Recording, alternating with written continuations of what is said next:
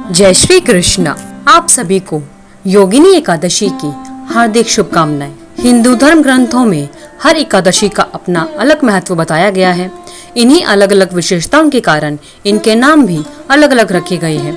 प्रत्येक वर्ष में 24 एकादशियां होती हैं और मल मास की अवस्था में एकादशियों को मिलाकर इनकी संख्या 24 हो जाती है। इन्हीं एकादशियों में एक एकादशी आषाढ़ माह के कृष्ण पक्ष की एकादशी है, जिसे योगिनी एकादशी कहा जाता है।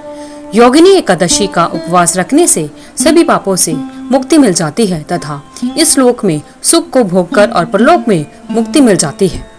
आइए अब सुनते हैं योगिनी एकादशी की व्रत कथा। योगिनी एकादशी की व्रत कथा के अनुसार महाभारत काल की बात है कि एक बार धर्मराज युधिष्ठिर ने भगवान श्री कृष्ण से कहा कि हे त्रिलोकनाथी, मैंने ज्येष्ठ माह के शुक्ल पक्ष की निर्जला एकादशी की कथा सुनी।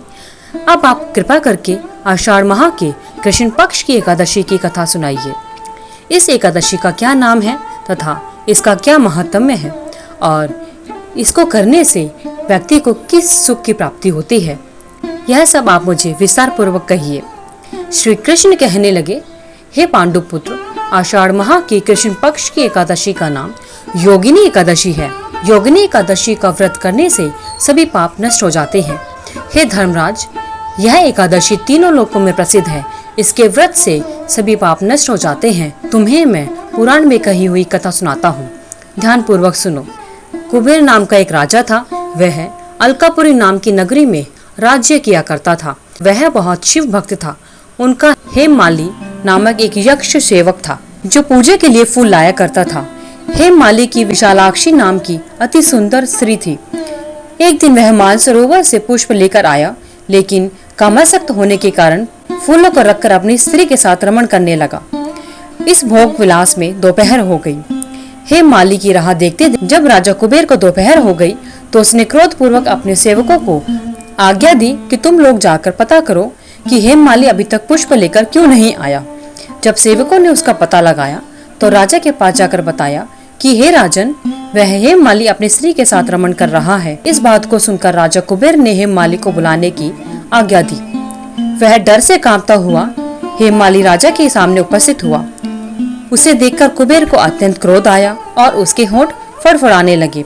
राजा ने कहा, अरे अधम, तूने मेरे परम पूजनीय देवों के देव भगवान शिव का अपमान किया है। मैं तुझे श्राप देता हूँ कि तू स्त्री के वियोग में तड़पे और मृत्युलोक में जाकर कोढ़ी का जीवन व्यतीत करे।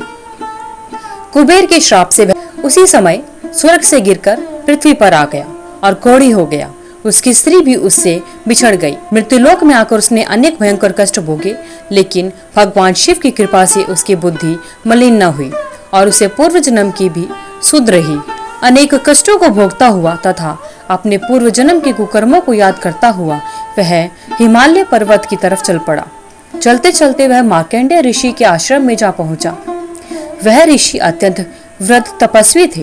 वह दूसरे ब्रह्मा के समान प्रतीत हो रहे थे और उनका वह आश्रम ब्रह्मा की सभा के समान शोभा दे रहा था। ऋषि को देखकर हेममाली वहां गया और उन्हें प्रणाम करके उनके चरणों में गिर पड़ा। हेममाली को देखकर मार्कंडेय ऋषि ने कहा, तूने कौन से कर्म किए जिससे तू कोढ़ी हुआ और भयानक कष्ट भोग रहा है। महर्षि की बात सुनकर हेममाली बोला, हे मुनि श्रेष्ठ, मैं राजा कुबेर का अनुचर था। मेरा नाम हेममाली है। मैं प्रतिदिन मानसरोवर से फूल लाकर भगवान शिव पूजा के समय कुबेर को दिया करता था। एक दिन पत्नी सहवास के सुख में फंस जाने के कारण मुझे समय का ज्ञान नहीं रहा और दोपहर तक पुष्प नहीं पहुंचा सका। तब उन्होंने मुझे श्राप दिया कि तू अपनी स्त्री का वियोग और मृत्युलोक में जाकर कोढ़ी बनकर दुख भोगे। इस कारण मैं कोढ़ी हो गया हूँ तथा पृथ्वी पर आकर भयंकर कष्ट भोग रहा हूँ। अतः कृपा करके आप कोई ऐसा उपाय बताए जिससे मेरी मुक्ति हो जाए। मार्कंडेय ऋषि ने कहा, हे माली, तूने मेरे सम्मुख सत्य वचन कहे हैं, इसलिए मैं तेरे उद्धार के लिए एक व्रत बताता हूँ। यदि तू आषाढ़ माह के कृष्ण पक्ष की योगिनी एकादशी विधान पूर्वक व्रत करेगा तो तेरे सभी पाप नष्ट हो जाएंगे।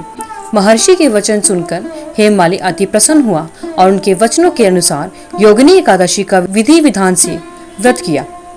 इस व्रत के प्रभाव से वह अपने पुराने स्वरूप में आ गया और अपनी स्त्री के साथ सुखपूर्वक रहने लगा। भगवान श्री कृष्ण ने कहा, हे राजन, इस योगिनी एकादशी की कथा का फल 88,000 ब्राह्मणों को भोजन कराने के बराबर है। इसके व्रत से सभी पाप नष्ट हो जाते हैं और अंत में मोक्ष की प्राप्ति होती है और प्राणी स्वर्ग लोक को जानता है तथा अपने समस्त कष्टों से और अपने पापों से मुक्त होकर भगवान की शरण में चला जाता है। हे भगवान श्री कृष्ण, जिस प्रकार आपने अपने भक्तों पर कृपा बनाई, उसी प्रकार योगिनी एकादशी के व्रत को करने वाले और योगिनी एकादशी की व्रत कथा को सुनने एवं पढ़ने वाले सभी पर अपनी कृपा बनाए रखना। उनके परिवार में सुख समृद्धि का वास हो। इस दिन भगवान श्री हरि विष्णु की पूजा आराधना की जाती है। पंचांग के अनुसार इस साल 2 जुलाई को योगिनी एकादशी मनाई जाएगी। इस साल योगिनी एकादशी पर सर्वार्थ सिद्धि योग बनेगा। साथ ही त्रिपुष्कर योग समेत कई शुभ संयोग का निर्माण होगा, जिससे इस दौरान धर्म और कर्म दान पुण्य के कार्य करने का कई गुना ज्यादा शुभ फल प्राप्त होता है। कहा जाता है कि योगिनी एकादशी का व्रत रखने और विष्णु जी की पूजा करने से घर में सुख समृद्धि और खुशहाली आती है। आइए अब जानते हैं योगिनी एकादशी का शुभ मुहूर्त क्या है और यह कब से कब तक रहेगी।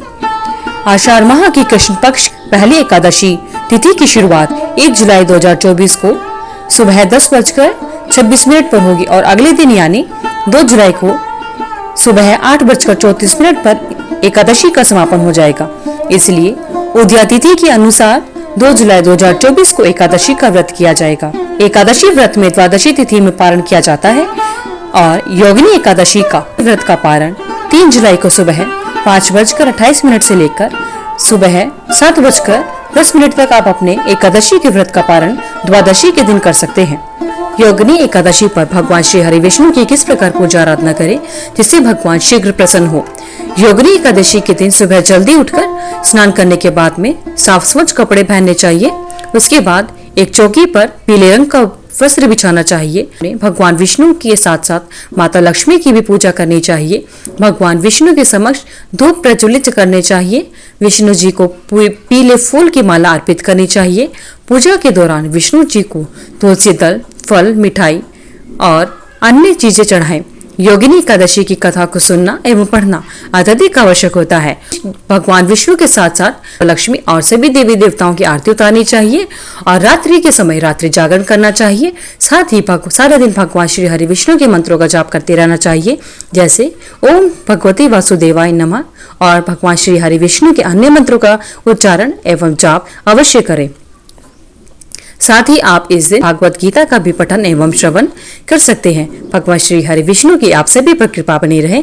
धन्यवाद। अगर आपको वीडियो अच्छी लगी तो वीडियो को लाइक करें, शेयर करें, चैनल को सब्सक्राइब करके बेल आइकन को जरूर प्रेस करें ताकि आगे आने वाली सभी वीडियोस की नोटिफिकेशन आप तक समय से पहुंचती रहे। आपका दिन मंगलमय हो।